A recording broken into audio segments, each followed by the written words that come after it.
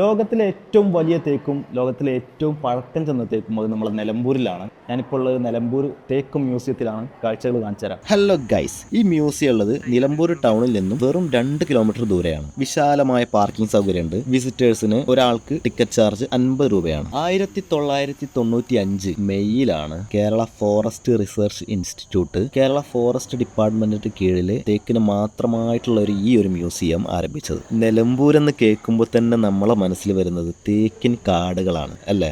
തേക്കുകളെ പറ്റിയുള്ള ഒരു എൻസൈക്ലോപീഡിയ തന്നെ നമ്മൾക്ക് ഇവിടെ കാണാൻ പറ്റും.